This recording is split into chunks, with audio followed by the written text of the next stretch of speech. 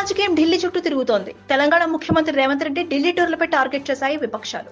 కరీంనగర్ కథనభేరి సభలో ముఖ్యమంత్రి రేవంత్ రెడ్డి ఢిల్లీ టూర్లపై ప్రశ్నలు సంధించారు మాజీ సీఎం బీఆర్ఎస్ చీఫ్ కేసీఆర్. తెలంగాణలో దౌర్జన్యంగా దోపిడీ చేసి ఢిల్లీకి మళ్లీ సూట్ కేసులు పంపుతున్నారు.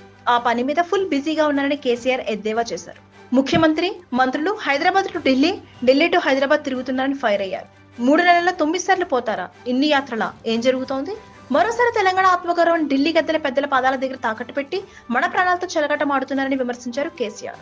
రాష్ట్రాన్ని దోచి ఢిల్లీకి సూట్ కేసులు పంపుతున్నారని, తెలంగాణలో రాహుల్ గాంధీ ట్యాక్స్ వసూలు చేస్తున్నారంటూ ఇప్పటికే పలుసార్లు విమర్శించారు తెలంగాణ బీజేపీ చీఫ్ కేంద్ర మంత్రి కిషన్ రెడ్డి. రాహుల్ గాంధీ ట్యాక్స్ పేరు మీద కాంట్రాక్టర్లను, బిల్డర్లను, కంపెనీలను బెదిరిస్తున్నారని ఆరోపించారు. విపక్షాల ఆరోపణలు ఎక్కుపెడుతుంటే ఇవాళ మరోసారి తెలంగాణ ముఖ్యమంత్రి రేవంత్ రెడ్డి ఢిల్లీకి వెళ్తున్నారు. సాయంత్రం ఢిల్లీలో జరగనున్న పార్టీ సీఈసీ సమావేశంలో ఆయన పాల్గొనున్నారు.